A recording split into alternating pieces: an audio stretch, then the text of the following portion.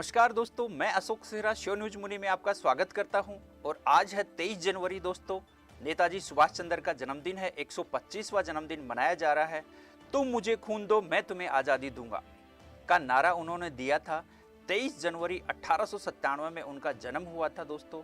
जानकी दास बोस उनके पिता और प्रभावती देवी उनकी माता का नाम है। शिक्षा प्राप्त की थी उन्होंने कलकत्ता यूनिवर्सिटी से दोस्तों। और आज़ाद हिंद फौज की स्थापना की थी उन्होंने और जय हिंद का नारा दिया था। जापान और जर्मनी के सहयोग से अंग्रेजों को खदेड़ दिया था उन्होंने भारत से। और उसी की याद में आज 125वां जन्मदिन उनका मनाया जा रहा है। सिंगापुर के टाउन हॉल से उन्होंने दिल्ली चलो का नारा दिया था दोस्तों और दिल्ली फतेह की थी, अंग्रेजों को यहाँ से खदेड़ा था। तो 23 जनवरी 1897 आज 125वां जन्मदिन उनका मनाया जा रहा है सुभाष चंद्र बोस का।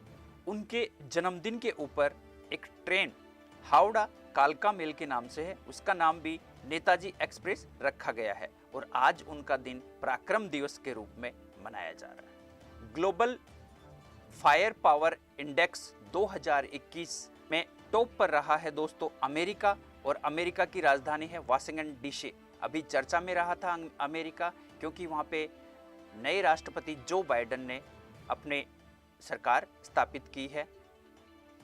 दूसरे नंबर पे रूस रहा इस इंडेक्स में और तीसरे नंबर पे चीन और चौथे नंबर पे भारत इस इंडेक्स में रहा है, ग्लोबल फायर पावर इंडेक्स 2021 में। उत्तरी अमेरिका और दक्षिणी अमेरिका के मध्य एक पनामा नहर है दोस्तों। नई दुनिया उत्तरी अमेरिका को ही कहा जाता है।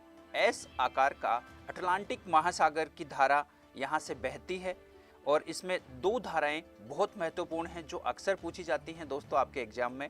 एक गल्फ स्ट्रीम जलधारा जो कि विश्व की सबसे गर्म है और एक लेब्राडोर जलधारा जो विश्व की सबसे ठंडी जलधारा है दोस्तों।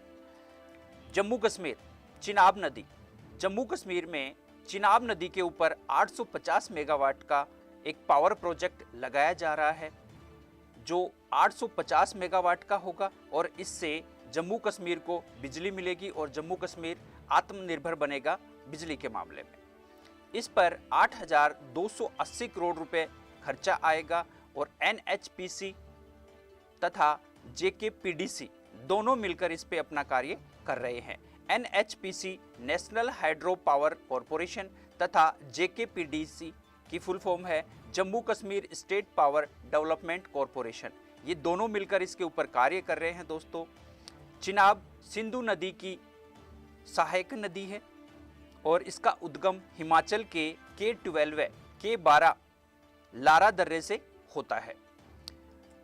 यह चंद्र प्लस भागा दो नदियों से मिलकर चिनाब नदी बनती है और यह दोनों नदियां हिमाचल में से निकलती हैं और हिमाचल में चिनाब नदी को चंद्रभागा नदी के नाम से जाना जाता है। यह अरब सागर में गिरती है। केंद्र सरकार सार्वजनिक उपक्रम को ICAI ने उत्कृष्ट वित्तीय रिपोर्ट पेश की है जो कि राष्ट्रीय पुरस्कार प्रदान करेगा। BHEL भेल जिसको बोला जाता है, भेल की फुल फॉर्म है भारतीय हैवी इलेक्ट्रिक लिमिटेड और भेल की स्थापना 1864 में की गई है। इसका मुख्यालय दिल्ली में है। ICAI institute of chartered accountant of India यह लेखाओं की जांच करता है।